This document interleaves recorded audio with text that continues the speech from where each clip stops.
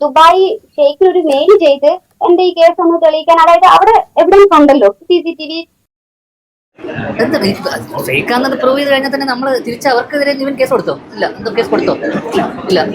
അല്ല, അങ്ങനെ fake allegation വരുന്ന ആൾക്കാർക്കെതിരെ നടപടി എടുക്കണ്ടേ? അല്ലെങ്കിൽ പിന്നെ അദ്ദേഹം ആ സമയത്ത് അനുഭവിച്ചൊരു മാനസിക സമ്മർദ്ദം, അല്ലെങ്കിൽ കുടുംബത്തിൽ, അല്ലെങ്കിൽ ഒരു നിമിഷം ഒരു നിമിഷം ആൾക്കാരൊക്കെ ആ വാർത്ത വരുന്ന സമയത്ത് നമ്മൾ വളരെ ഞെട്ടലോടുകൂടിയാണ്.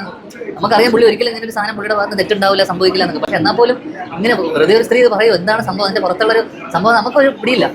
ഇത് തന്നെയാണ് നമുക്ക് എല്ലാവർക്കും ആദ്യം ഉണ്ടായിട്ടുണ്ടായിരുന്ന ഒരു സംശയം. അതായത് ഈ ഒരു പെൺകുട്ടി വെറുതെ ഒരു അലിഗേഷൻ പറയുമോ എന്നുള്ളത്. അവർ കൊടുത്ത ചാനൽസിന് കൊടുത്ത ബൈറ്റുകളിലൂടെ ആ ഒരു വസ്തുതാവിരുദ്ധമായിട്ടുള്ള അല്ലെങ്കിൽ കുറെ പ്രശ്നങ്ങൾ ഉണ്ട് സംസാരത്തിൽ, അതൊക്കെ കൂട്ടി വായിച്ചുകൊണ്ട് നമ്മൾ തന്നെ ആ ഒരു കാര്യത്തിന് ഒരു തീർപ്പ് മനസ്സിലുണ്ടാക്കി വെച്ചു. കൃത്യമായി അവർ പറഞ്ഞ ഡേറ്റുകളിൽ നിവിൻ പോളി നാട്ടിലുണ്ടായിരുന്നു എന്ന് സുഹൃത്തുക്കള് ഫോട്ടോസും മറ്റുള്ള കാര്യങ്ങളൊക്കെ ആയിട്ട് കൊണ്ടുവന്നപ്പോ